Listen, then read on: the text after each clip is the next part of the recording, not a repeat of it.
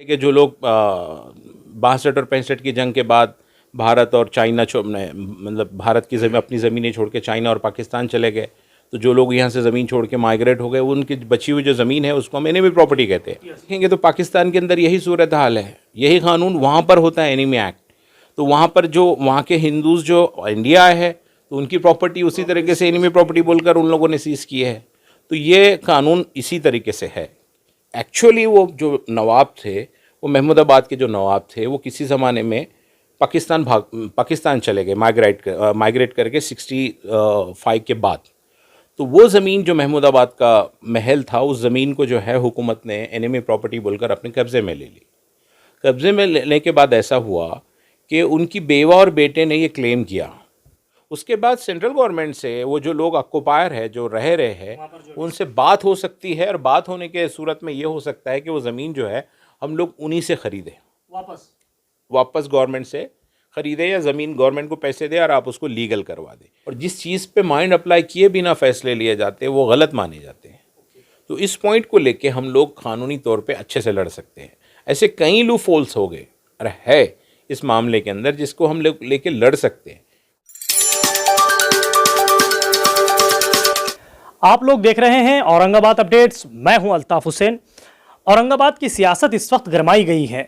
कहीं देखा जा रहा है कि कटकट गेट का जो इलाका है उसको लेकर 5000 जो घर है, जो लोग कहीं ये कहा जा रहा है कि लोग बेघर होने वाले हैं। 5000 घर ऐसे हैं जिसको तोड़ दिया जाएगा, गवर्नमेंट की जगह दिखाई जा रही है।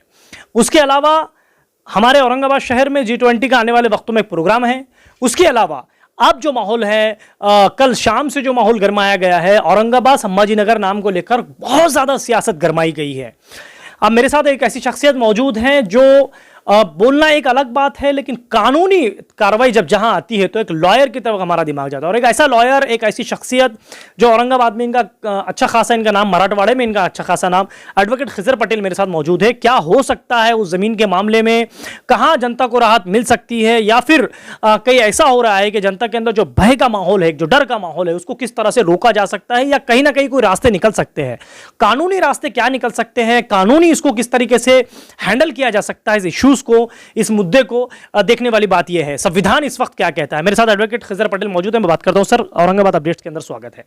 सर, सीधा सवाल मेरा यह है कि औरंगाबाद के अंदर इस वक्त एक बड़ा अजीबोगरीब माहौल चल रहा है कटकटी गेट को लेकर। आपके सामने सारे मसले आपके सामने हैं। सर, कैसा आप देखते हैं इस इशू को? सबसे पहले मुझे बताइए कि क्या इश्यूज ये जो पैदा किया गया है अब तक, क्या आपको क्या लगता है कि जनता के अंदर जो भय का माहौल है इसको कैसी राहत दी जा सकती है?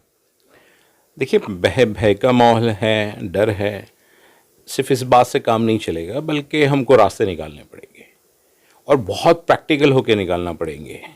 ये नहीं हो सकता कि हम लोग सिर्फ ये कहें कि नहीं हम प्रोटेस्ट करेंगे, हम धरना देंगे, हम फला करेंगे, नहीं होगा।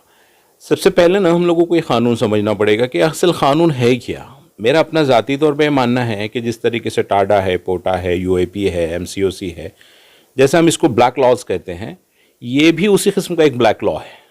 ये उन लोगों के लिए ब्लैक लॉ है जो पूरी तरीके से वैलिड पैसे देकर, डॉक्यूमेंट्स देखकर, वैलिड डॉक्यूमेंट, ओनरशिप का टाइटल देखकर ज़मीन ख़रीदते हैं, और सडनली कोई आता है और कहता है कि ये एनिमी प्रॉपर्टी है और आप ये जो है हम इसको कब्ज़े में ले रहे हैं, और इसके अगेंस्ट आप कुछ नहीं कर सकते हैं। ये क़ानून ऐसा है जहाँ पे सिविल कोर्ट बाहर है कि भाई सिविल कोर्ट के अंदर भी कोई जा नहीं सकता कि सरकार माशा है, हमारे पास पूरे पेपर्स हैं, डॉक्यूमेंट्स है, हमने स्टैम्प ड्यूटी दिया, हमने प्रॉपर्टी लीगली परचेज़ की, आपने हमको सारी फैसिलिटीज़ दी, उसके बावजूद भी अगर कोई आ रहा है और कह रहा है कि आज से आप मालिक नहीं है ज़मीन के, हम मालिक हैं, तो भी कोर्ट अगर इसको नहीं है, सिविल कोर्ट इसको बाहर है, तो इसको फिर काला कानून ना कहा जाए तो फिर क्या किया जाए।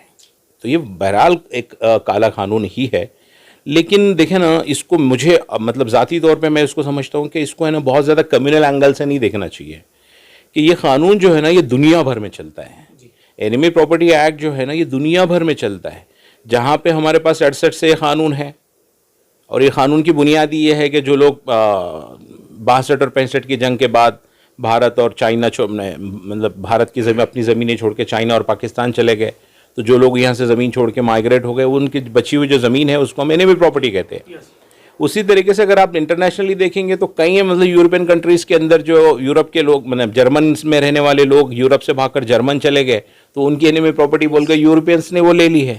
वाइस वर्सा हम देखेंगे तो पाकिस्तान के अंदर यही सूरत हाल है, यही कानून वहाँ पर होता है एनिमी एक्ट। तो वहाँ पर जो वहाँ के हिंदूज जो इंडिया आए हैं तो उनकी प्रॉपर्टी उसी तरीके से एनिमी प्रॉपर्टी बोलकर उन लोगों ने सीज की है। तो ये कानून इसी तरीके से है। अच्छा सर, उसके अलावा जैसे अभी आप जब प्रोटेस्ट की बात जब चल रही थी, अभी ऐसा हाल ही में कहा जा रहा है कि कुछ लोग ऐसा कह भी रहे हैं कि जो G20 के जो मेहमान औरंगाबाद आएंगे उनको काली झंडी दिखाकर एक प्रोटेस्ट किया जाएगा इस औरंगाबाद के कटकरी गेट के लिए। तो आपको क्या लगता है कि कैसा माहौल हो सकता है, या फिर कहाँ पर जनता कानूनी? मुझे लगता है ना, इस मामले को जितना हो सकता है कानूनी और डिप्लोमेटिकली इसको डील करना चाहिए।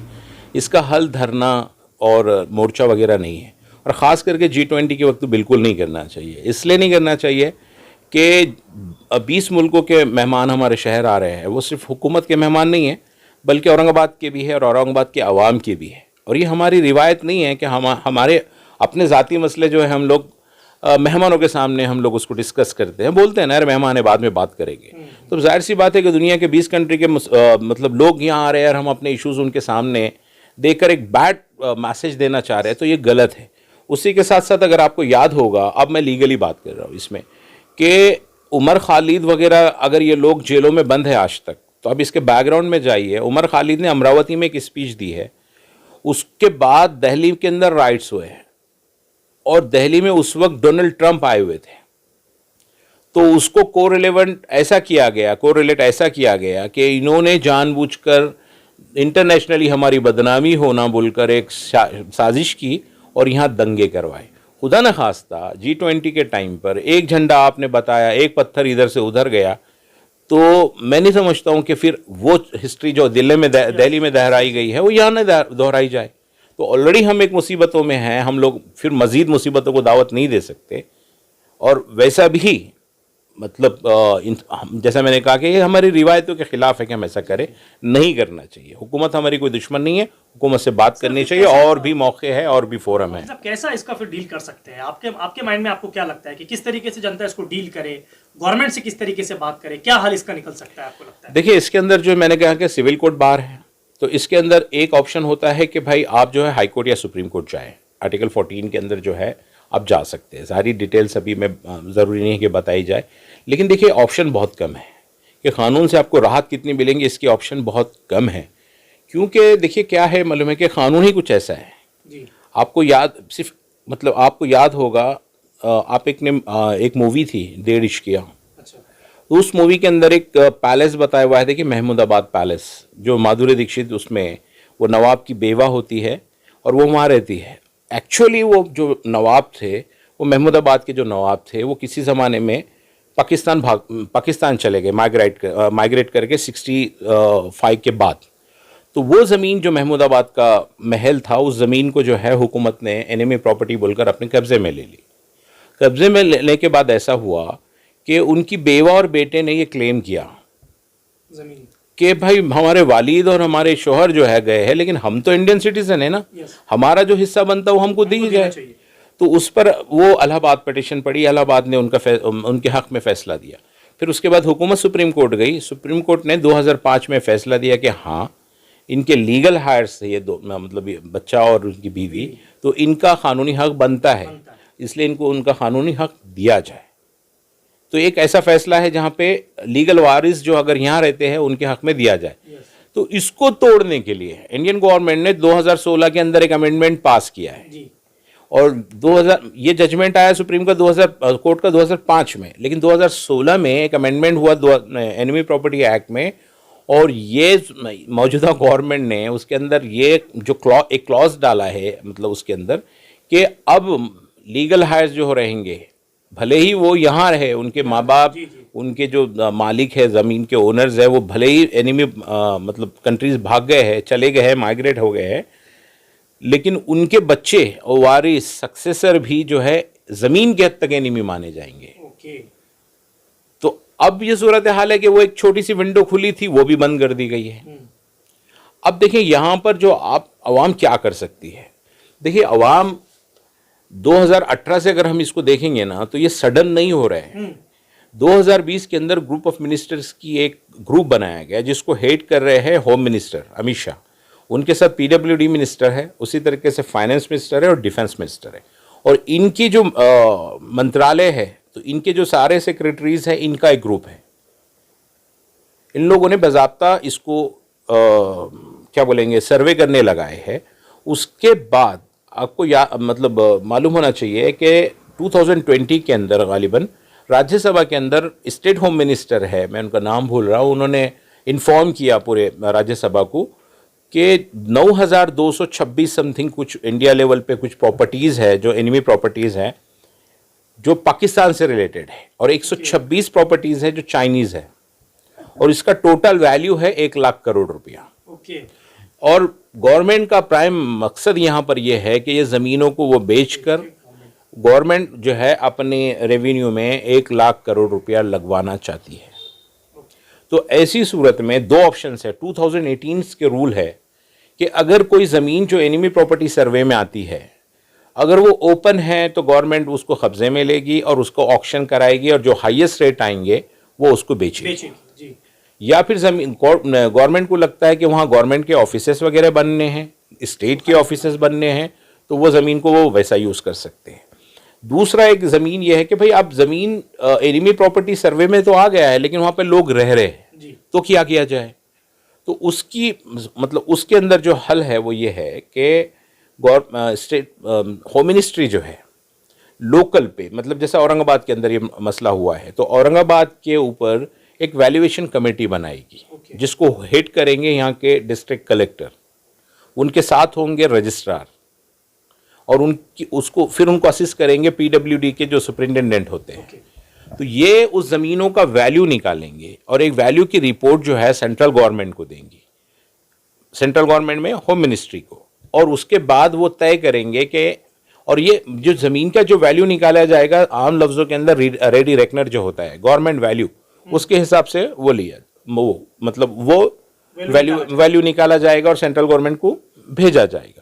उसके बाद सेंट्रल गवर्नमेंट से वो जो लोग ऑक्युपायर है, जो रह रहे हैं, उनसे बात हो सकती है, और बात होने के सूरत में ये हो सकता है कि वो ज़मीन जो है हम लोग उन्हीं से खरीदें, वापस गवर्नमेंट से खरीदे, या ज़मीन गवर्नमेंट को पैसे दे और आप उसको लीगल करवा दें। अब सवाल ये है कि ज़मीन हमारी है, सब हमारा है, फिर हम क्यों खरीदें। लेकिन आपके पास ऑप्शन नहीं है। कोई ये कहता है कि सर हमने तो हर चीज़ दी है, फिर हमको क्यों पीआर कार्ड बनाया गया, क्यों स्टैम्प ड्यूटी ली गई, क्यों रजिस्ट्री की गई, फिर इन पे सब पे केसेस हो। तो मैं आपको बता दूं कि कानून में ये सारे लोग प्रोटेक्टेड है। आप किसी पे कोई केस नहीं कर सकते, सिविल केस नहीं कर सकते, क्रिमिनल केस नहीं कर सकते, कुछ नहीं कर सकते। ये सब बातें हैं, बातों से कुछ हासिल होने वाला नहीं है कि ऐसा हो गया वैसा हो गया। ये बोलने के लिए, सुनने के लिए अच्छी बातें हैं, लेकिन कानून जो है ऐसे तमाम ऑफिसर्स को प्रोटेक्ट करता है। ओके, अच्छा सर, ऐसा चलिए आज कटकटी गेट की बात है, नहीं सुनिए ना, तो ये जो है अपन कंटिन्यू, ये जो है आप मुझे ज़ाती तौर पे क्या लगता है कि अगर आप जो है, देखिए गवर्नमेंट को दुश्मन ना माने हम लोग फिल वक्त, है ना, दुश्मन नहीं माने, या इसको कम्युनल एंगल से भी नहीं देखे कि बीजेपी गवर्नमेंट है इसलिए मुसलमानों को सताने के लिए कर रही है। नहीं, 9,226 प्रॉपर्टीज़ में से आपके मालूमात के लिए महाराष्ट्र में सिर्फ 47 प्रॉपर्टीज़ है। ओके, लगभग 5,000 प्रॉपर्टीज़ जो है वो यूपी में है, 2700 प्रॉपर्टी जो है बंगाल में है, 487 प्रॉपर्टीज़ जो है दिल्ली में है, और महाराष्ट्र में सिर्फ हाईएस्ट जो है बॉम्बे के अंदर 17 है, रत्नागिरी के अंदर 11 है, सिंधुदुर्ग में 1 है, औरंगाबाद के अंदर 7 है टोटल जो प्रॉपर्टीज़ है, जालना में 2 है, तो इस पुणे के अंदर कुछ 2-4 है। तो ऐसे 47 प्रॉपर्टीज़ है महाराष्ट्र में, और ये सर्वे हो चुका है। इसके आगे चीज़ें बढ़ेगी बोल के मुझे लगता नहीं है। जो लोगों की एक थ्रेट है तो कभी भी कोई भी उठ के आ जाएगा, तो ऐसा कभी भी कोई भी उठ के आएगा, ऐसी मसला नहीं होता है। कोई भी इस तरीके से नहीं होता। अगर कोई भी इस तरह से आएगा तो कानून तो बहरहाल है, जैसे मैंने कहा कि आर्टिकल 14 जो है इक्वलिटी बिफोर लॉ है, और कोई भी तानाशाही के खिलाफ ऐसी आप जा सकते हैं आर्टिकल 14 में कि अगर ऐसी कोई ज़बरदस्ती कर रहा है, गलत कर रहा है, तो आप जा सकते हैं। सर आप बता रहे हैं कि 7 जगह ऐसी हैं जहां पर, और भी जैसे कटकटी गेट के अलावा 7 जगह जहां पर आप बता रहे हैं, तो ऐसा नहीं लगता सर आपको कि जो लोग वहां पर खरीद रहे हैं, गवर्नमेंट ने उनको अभी से जो है तो होशियार करना चाहिए कि आप वहां पर आपकी प्रॉपर्टी ना ले, ये जमीन जो होशियार नहीं करनी चाहिए, बल्कि उनका तो उस पर कब्जा होना चाहिए ना। वही तो बता रहा हूँ ना, गवर्नमेंट ने ये करना चाहिए। अब हो ये रहा है कि जैसे रजिस्ट्री की बात जैसे आपने कही, रजिस्ट्री हो रही है, पीआर कार्ड हो रहा है, सारी चीजें हो रही है, फिर आप जनता कहाँ पर अपनी जमीन ले, कहाँ पर अपना। इसलिए मैंने शुरू में कहा कि कानून काला है, इसी वजह से बोला हूँ कि सब दे के भी आप चोर हो जाते हैं, वही तो बात हो रही है। अभी और सारी आपको जिंदगी का पैसा लगा और रहे हैं। आपको फिर ऊपर से प्रोटेक्शन नहीं है। यस, इसीलिए मैंने कहा कि लॉ जो है ये ब्लैक लॉ है। तो इसका बेहतरीन सोल्यूशन मुझे ज़ाती तौर पे लगता है कि इसका बेहतरीन अच्छा सोल्यूशन है डिप्लोमेसी। आप जाइए, होम मिनिस्टर से बात कीजिए, पीडब्ल्यू मिनिस्टर नितिन गडकरी इसके अंदर है, एक अच्छे इंसान हैं, आप बात करें। देखिए, गवर्नमेंट 80 करोड़ लोगों को राशन दे रही है, 5000 घर अगर टूट रहे हैं, आप अच्छे से बात करेंगे, जाके बोलेंगे कि साहब आप 5000 देखिए ना, एक जलजला आता है, 1000 लोग घर होते हैं, तो आप पूरी मशीनरी को लगा देते हैं। तो यहाँ पे 5000 घर टूट रहे हैं, गरीब लोग हैं, आप कुछ मतलब इसके अंदर बार्गेन करें कि भाई एक टोकन अमाउंट ले, इनको रेगुलराइज करे, इस तरीके से बात करें। ये नहीं हो कि यार बीजेपी की गवर्नमेंट है, मुसलमानों को टारगेट कर रही है, इससे हल नहीं होंगे, इससे मसले और ज़्यादा ख़राब होंगे। सर जैसे कि अभी आप बता रहे हैं कि वहाँ से कम पैसों में जैसे घर खरीदे, लेकिन आप जो लोगों के पास पैसा ही नहीं है, सारी जमा पूंजी उनकी, जैसा मैंने इस घर में लगा दिया, इस घर को मैंने खड़ा किया, अब मेरे पास 1 रुपये नहीं है, वो लोग कैसे करेंगे सर? देखिए ना, मसला क्या है कि आपके पास ऑप्शन नहीं है, बात ऑप्शन आपके पास ऑप्शन ही नहीं है। ये हो सकता है कि भाई अवामी तौर पे भाई कोई डिजर्विंग है मुसलमान, जैसा भाई 5000 कटकेट के घर जा रहे हैं, तो मैं ये क्यों समझूं कि सिर्फ कटकेट वाले जा रहे हैं? मैं ये भी समझूं ना यार, मैं अगर खाली मतलब मेरे को अवाम से हमदर्दी है, मुसलमानों से हमदर्दी है, तो हम लोग ये भी करें कि वो लोग जो मतलब वापस से खरीदने के काबिल नहीं बच रहे, मैं खरीदो ये नहीं कह रहा हूँ। आज इन वर्स्ट केस अगर आपको हाई कोर्ट से कोई रिलीफ नहीं मिलता, कोई सुप्रीम कोर्ट से रिलीफ नहीं मिलता, तो आप बात कीजिए। और पैरेलल भी हो सकती है बात, जहाँ कोर्ट में जा रहे हो वहाँ पे आप गवर्नमेंट के पास भी जाइए, डिप्लोमेटिक वे में आप बात करें, डिप्लोमेसी के जो चैनल है उसका यूज़ करें। कोई ना कोई लोग रहते हैं जो अमित शाह के भी करीब होते हैं, उनसे बात करके उन तक पहुँचिए। इवन हमारे एमपी साहब ने भी कहा है कि हम मतलब अमित शाह से बात करेंगे, हो सकता कुछ रास्ते निकले। ओके सर, अब जैसे कि आप ये माहौल, मैं इस हटके थोड़ा सवाल करने की कोशिश करूंगा। औरंगाबाद संभाजी नगर को लेकर कल बड़ी सियासत फिर से शुरू हुई है, आपको क्या लगता है सिर्फ ये सियासत है या कोर्ट का इस वक्त क्या स्टेटस है आपकी नज़रों में? एक लॉयर होने के नाते आप क्या कहेंगे कि क्या स्टेटस है औरंगाबाद संभाजी नगर के नाम को लेकर, और आने वाले वक्तों में क्या इसका हल निकल सकता है? जो जनता में इससे पहले, जैसे आपने हमारे चैनल के माध्यम से कहा था, कहीं ना कहीं राहत का माहौल बना था, आपको क्या लगता है? अभी देखिए ना, अगर आप जो है कल कंसेंट देखेंगे सेंट्रल गवर्नमेंट की, गवर्नमेंट रेजोल्यूशन पास करती है, रेजोल्यूशन पास करके सेंट्रल गवर्नमेंट को देती है। सेंट्रल गवर्नमेंट का काम है कि वो उस रेजोल्यूशन को जो है स्क्रूटनी करे, देखे कि एक बड़ा फैसला गवर्नमेंट लेना चाह रही है, तो क्या किसी को ऐसी खुश करने के लिए किया जा रहा है, किसी को इसी मतलब किसी कम्युनिटी को जानबूझ के हरास करने के लिए किया जा रहा है, या वाकई कोई बड़ा मकसद है बदलने के पीछे? ये सारी चीज़ें जो है देखना पड़ती है सेंट्रल गवर्नमेंट को। लेकिन आपने देखा है, जितना मेरा अपना नॉलेज है, रेजोल्यूशन औरंगाबाद डिस्ट्रिक्ट बदलने के लिए दिया गया है। सेंट्रल गवर्नमेंट ने अपनी कंसेंट में कहा है कि औरंगाबाद सिटी का नाम बदले, डिस्ट्रिक्ट औरंगाबाद रहेगा। तो इसका सीधा मतलब ये है कि आपने रेजोल्यूशन को प्रॉपरली देखा नहीं है, राइट? रेजोल्यूशन को देखा नहीं है तो हम कानूनी तौर पर बोलते हैं कि आपने अपना माइंड अप्लाई नहीं किया है, और जिस चीज़ पे माइंड अप्लाई किए बिना फैसले लिए जाते हैं वो गलत माने जाते हैं। तो इस पॉइंट को लेके हम लोग कानूनी तौर पे अच्छे से लड़ सकते हैं। ऐसे कई लूप होल्स हो गए और है इस मामले के अंदर जिसको हम लोग लेके लड़ सकते हैं। और फिलवक्त मुझे लगता है कि जो मौजूदा हुकूमत है, इसमें आपको बेस्ट ऑप्शन अभी इस मामले के लिए वो कानूनी है। जितना बेस्ट अच्छे से अच्छे हम लोग उसको लड़ सकते हैं, हमने लड़ना चाहिए। ये कहना कि मतलब देखिए, हर एक की अपनी चॉइस है कि मतलब आप डेमोक्रेटिक वे में जिस अंदाज से फाइट कर सकते हैं करना भी चाहिए। लेकिन मुझे ज़ाती तौर पे अभी फिलवक्त इसका हल अच्छा लगता है, वो मतलब कानूनी तौर पे लगता है। अच्छा सर, एक आखिरी सवाल मेरा है कि जनता को आप क्या अपील करेंगे? कटकटी गेट हो या औरंगाबाद संभाजी नगर के मामले पर जो चल रहा है विवाद, उस बारे में आप क्या जनता को अपील करेंगे? मैं मतलब जनता से ये अपील करूँगा कि सबसे पहले देखिएगा कि थोड़ा सा सब्र रखें, है ना, पैनिक नहीं हो, चाहे कटकटी गेट वाले हो या पैनिक नहीं हो। और जैसे मैंने कहा कि भाई रास्ते इंशाल्लाह अल्लाह ताला बनाएंगे। कानूनी तौर पे भी आप लोग लड़ रहे हैं, जहाँ पे हम लोगों की मदद लगेगी हम लोग इंशाल्लाह आपकी करेंगे। आज मुस्लिम नुमाइंदा कौंसिल की भी इस मामले के अंदर जो है एक अहम मीटिंग है, उसमें भी इंशाल्लाह कुछ चीज़ें तय करेंगे कटकटी गेट से रिलेटेड, इवन औरंगाबाद से रिलेटेड। तो हमारे जो शहर के बड़े हैं वो जो भी फैसला करेंगे इस मामले के अंदर, हम उसको फॉलो करना चाहिए। ख़ास करके हमारे नौजवान दोस्तों से गुजारिश है, कल से लेकर आज तक कई फ़ोन आए हैं ख़ास करके औरंगाबाद इशू के अंदर, तो उनसे गुजारिश है कि आपके जज्बात जो है हक़ है, सही है, लेकिन उसका इस्तेमाल सही जगह और सही वक्त पे होना चाहिए। सोशल मीडिया पे हम जब बात करें, हम जो कुछ चीज़ें लिखे तो उसको जज्बात को ख्वाबों में रख के लिखे, हमारे बड़े हमको जो डायरेक्शंस देंगे उस पर अमल करें। और ये मामला जो है मुझे लगता है चाहे औरंगाबाद हो या कटकड़ी गेट हो, अभी फिलवक्त जो है क़ानूनी इसके अंदर बहुत ज़्यादा हम लोग लड़ सकते हैं, ख़ास करके औरंगाबाद वाले मामले में। तो दूसरे जो चीज़ें हैं वो ना करें, प्रोटेस्ट वगैरह की और अनऑर्गेनाइज प्रोटेस्ट वगैरह ना करें जब तक हमारे बड़े लोग ना बोले, और डिसिप्लिन वे में, डेमोक्रेटिक वे में हमारे जब तक बड़े लोग नहीं बोलते हैं उसको अपनी तौर पे नौजवान कुछ नहीं करे। Thank you so much. ये थे एडवोकेट खिजर पटेल जिनसे हमारी बातचीत हो रही थी। जैसे इन्होंने साफ वाज़े तौर में कहा है कि कटकटी गेट का जो मुद्दा है ये एक अलग इश्यूज को इसको जो है बताया जा रहा है। जैसे इन्होंने कहा कि एक बहुत अच्छा सोल्यूशन एडवोकेट खिजर पटेल की तरफ से आ रहा है कि आप जो है होम मिनिस्टर से बात करें। जैसे इन्होंने कहा कि जो ज़मीन वहाँ पर होती है उनसे आप वापस उस ज़मीन को खरीद सकते हैं, बात कर सकते हैं। अब उसके अलावा जैसे जैसे पटेल साहब ने और कहा है कि जो औरंगाबाद संभाजी नगर का जो मुद्दा है इसको अच्छे तरीके से लड़ा जा सकता है।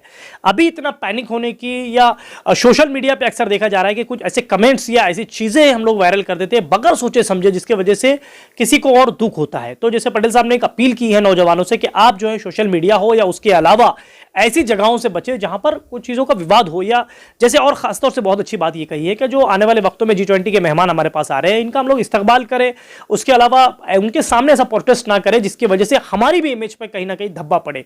कटकटी गेट के मामले को तो बहुत सॉफ्टली जैसे खिजर पटेल साहब ने कहा है कि अगर जिन लोगों को लगता है, तो मैं उन लोगों को ये सजेशन अपनी तरफ से दूंगा कि आप जो है कोर्ट में एडवोकेट खिजर पटेल साहब से मिले, इनसे सजेशन ले और इनके पास बैठकर, मैं समझता हूं कटकटी गेट वालों से सारों से अपील है कि आप इनसे अच्छी तरीके से बैठकर सुझाव ले सकते हैं। कैमरामैन इमरान शेख के साथ मैं अल्ताफ हुसैन, आप लोग देख रहे हैं औरंगाबाद अपडेट्स।